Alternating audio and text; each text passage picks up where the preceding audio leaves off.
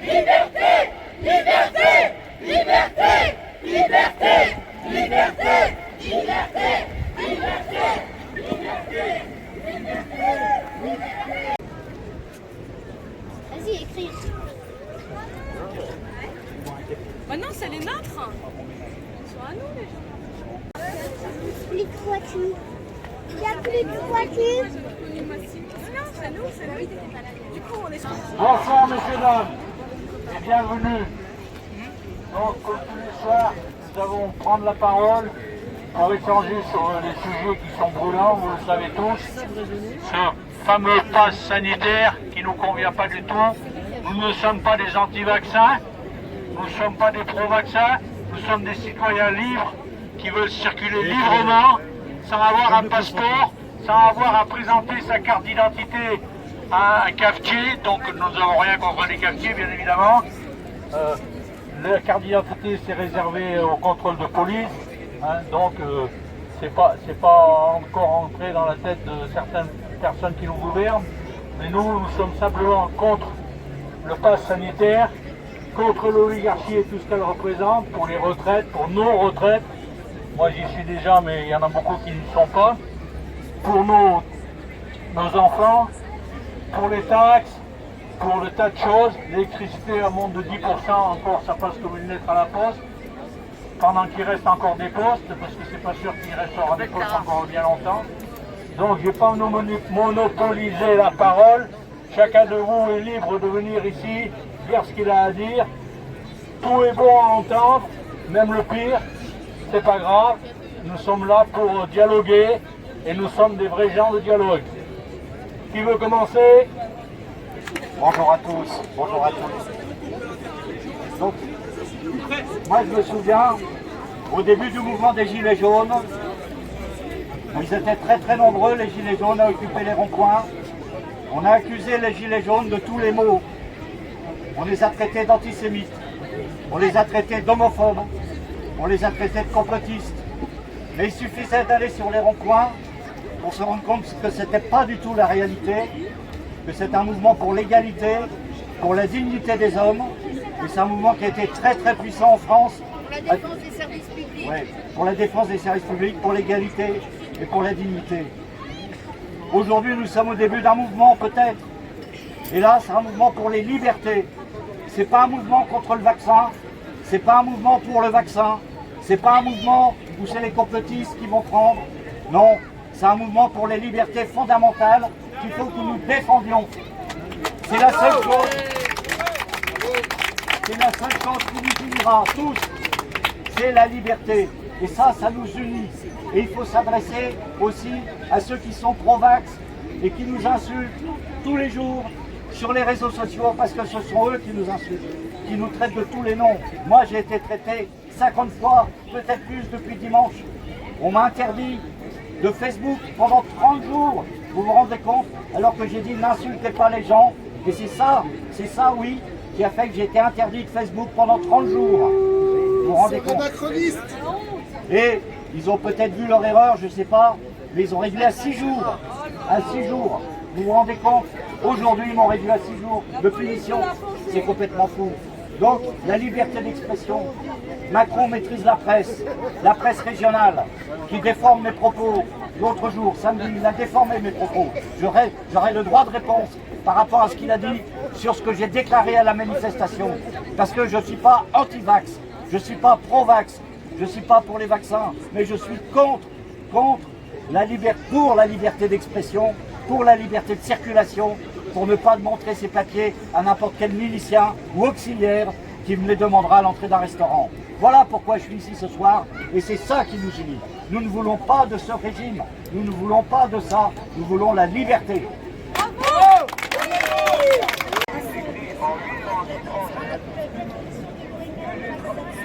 Vous êtes sans doute au courant que le 15 septembre, les soignants qui ne souhaiteraient pas se faire vacciner seront virés. Ils ne souhaitent pas pour des raisons qui leur appartiennent. Ces mêmes soignants, nous les avons applaudis tous les soirs à 20h pendant la première vague. Ils étaient les héros de 2020, ils sont devenus quasiment les parias de 2021. En parallèle, nous avons un ministre de la Justice qui est mis en examen et qui est toujours à sa place. Ce n'est pas tout à fait mon idée de la justice, mais c'est la justice de Macron. Merci.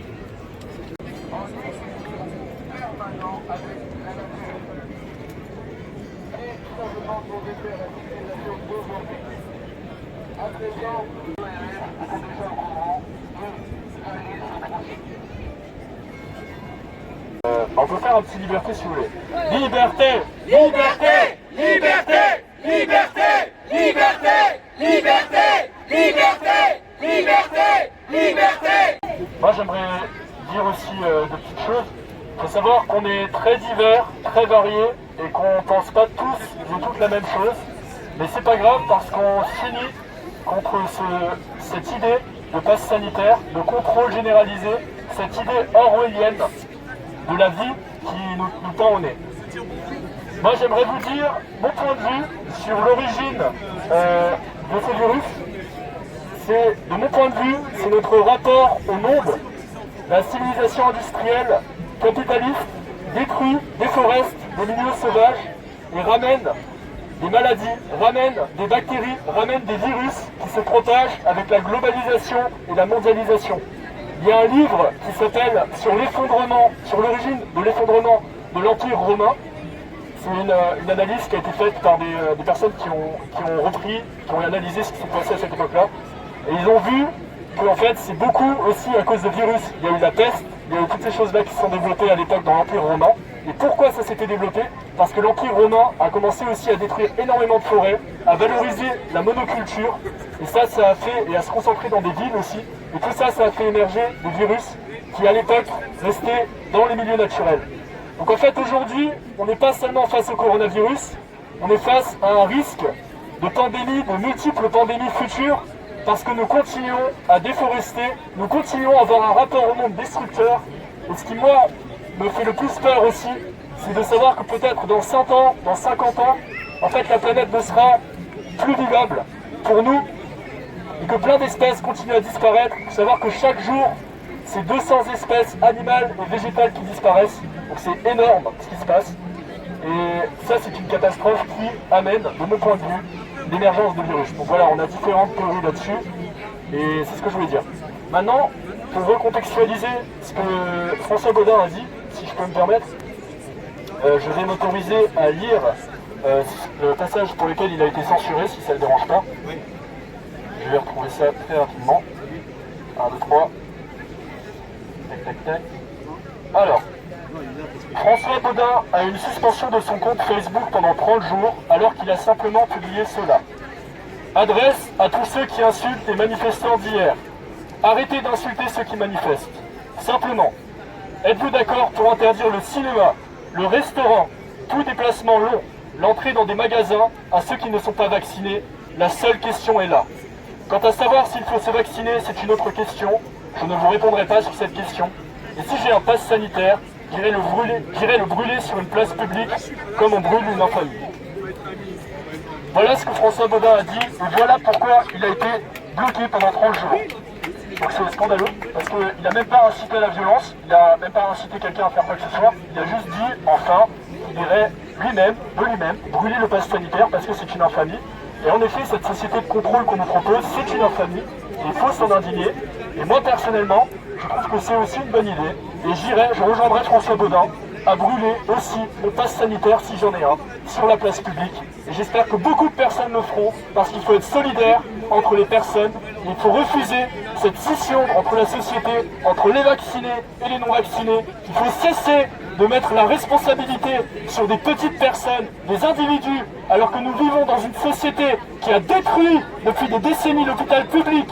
Il faut savoir qu'en un an, les 500 personnes les plus riches en France, écoutez bien mesdames et messieurs de Place Stanislas, la bourgeoisie, écoutez-moi.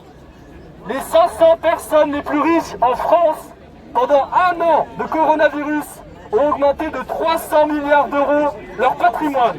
300 milliards d'euros en pleine pandémie. La crise, l'argent magique, il y en a. L'argent magique du coronavirus pour les bourgeois, 500 milliards d'euros en un an.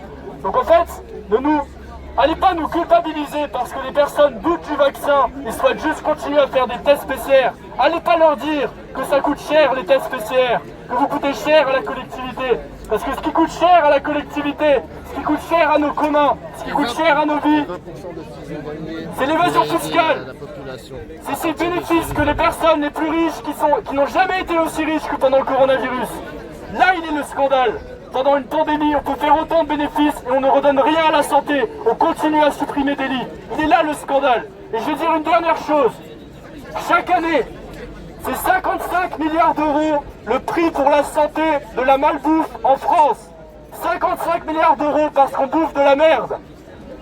Parce qu'on bouffe au McDo, parce qu'on bouffe de la merde. On chope des cancers, ça coûte 55 milliards d'euros à la santé par an. Alors allez pas nous faire chier parce qu'on veut continuer à faire des tests PCR et qu'on a peur du vaccin ou qu'on, pour plusieurs raisons différentes, préfère attendre la fin de la phase de test. Parce que quand vous bouffez au McDo, vous coûtez plus cher que quelqu'un qui ferait 10 000 tests PCR. Merci. Ça y est, c'est fait. Bonsoir à tous. Donc depuis mercredi, je vais encore raconter la même chose. Je suis désolée, je commence à yoyoter. Qu'est-ce que vous voulez? C'est l'âge. C'est la vieillesse. Ouais, c'est la vieillesse.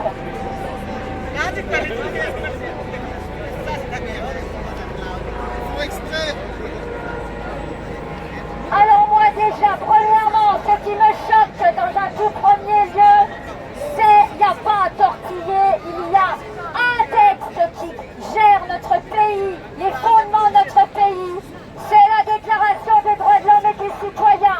Tous les hommes naissent libres et égaux en droit.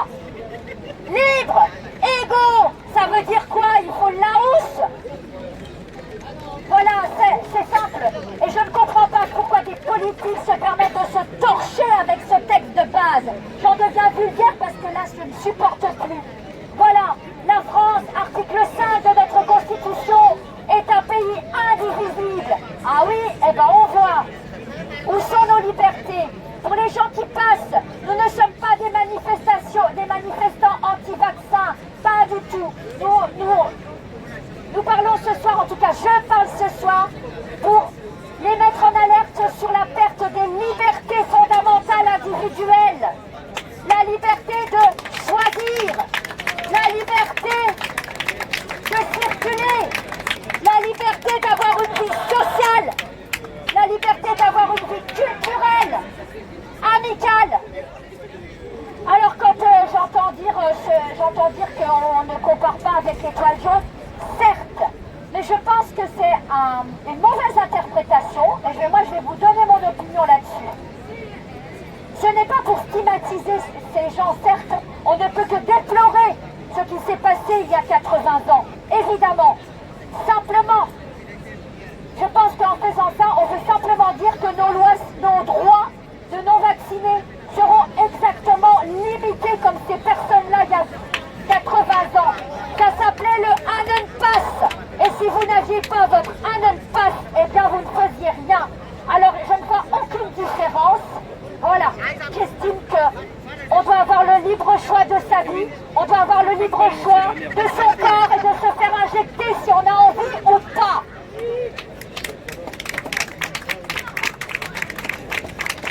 Après, je rebondirai sur les paroles par rapport au coût. Alors, quand on dit que les non-vaccinés coûtent cher, alors là, excusez-moi, 70 € le test PCR, quand on voit le prix que ça coûte, la propagande à la télévision, tous ces spots pour le pass de la honte, c'est vraiment une honte. Je suis désolée. Et ça coûte rien peut-être avec vos impôts. Ça coûte rien les gens qui meurent du tabac. On n'empêche pas les bureaux de tabac de vendre des cigarettes. Ça coûte rien les gens sur la route. On ferme pas les routes, ni pour autant on vous empêche pas de conduire votre voiture. Alors ça suffit maintenant, laissez-nous vivre avec notre choix. Un point, c'est tout.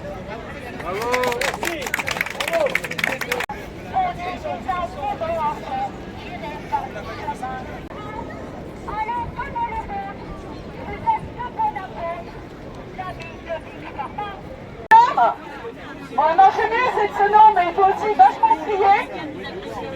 Est-ce que vous êtes contents d'être là? Oui.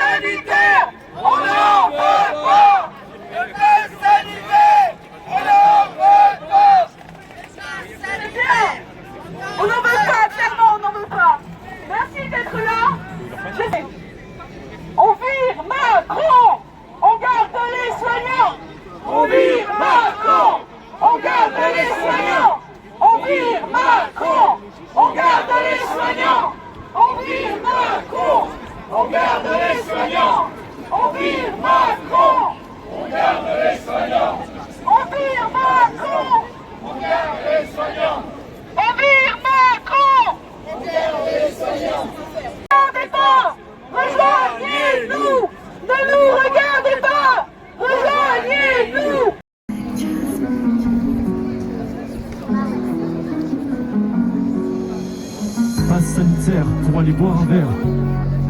Passe sanitaire pour pouvoir prendre l'air. Passe sanitaire pour passer la frontière. Passe sanitaire pour noyer dans la mer. Passe sanitaire des films au cinéma. Au pire, on ira les regarder chez moi. Passe sanitaire de leur monde orwellien. Pour des contrôles partout et puis sans fin. Nos libertés s'éteignent sous un passe sanitaire. Sur le mur que se peigne la révolte populaire.